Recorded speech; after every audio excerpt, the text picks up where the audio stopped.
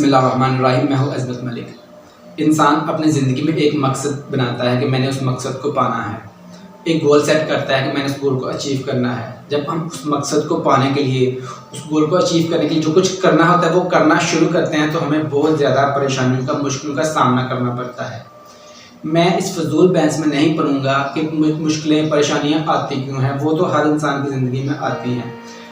جو اہم بات ہے وہ یہ ہے کہ ہم ان مشکلوں سے کیسے بچ سکتے ہیں اور اپنے گول کو کیسے اچیو کر سکتے ہیں، اپنے مقصد کو کیسے پا سکتے ہیں۔ سب سے اہم بات یہ ہے کہ جب آپ کی نظر اپنے مقصد سے ہٹتی ہے تو پھر آپ کی نظر پڑتی ہے مشکلوں پہ، پریشانیوں پہ، راستے کی رکاوٹوں پہ، تو وہ آپ کو چھوٹی چھوٹی رکاوٹیں بہت بڑی لگتی ہیں۔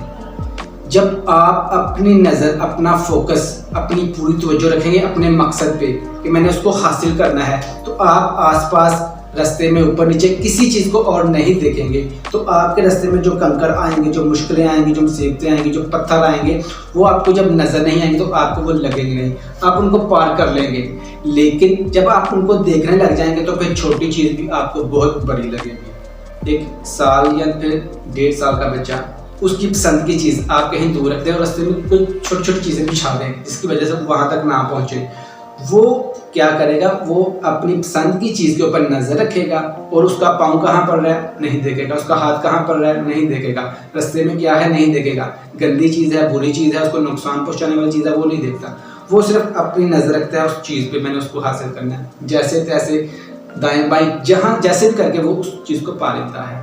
ہم کیا کرتے ہیں؟ ہم جو بڑے ہیں، ہم جو عقل مند ہیں، ہم کیا کرتے ہیں؟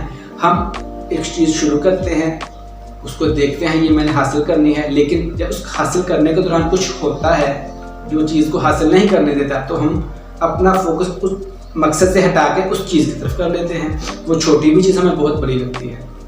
سمپل سی بات ہے، اپنا مقصد بنائیں اور اس کے اوپر فوکس رکھیں، نظر نہ ہٹائیں کہیں بھی آس پاس، تو آپ اس مقصد کو بآسانی حاصل کر سکتے ہیں۔ آپ کا بہت شکریہ، آپ نے اپنا ٹائم دیا۔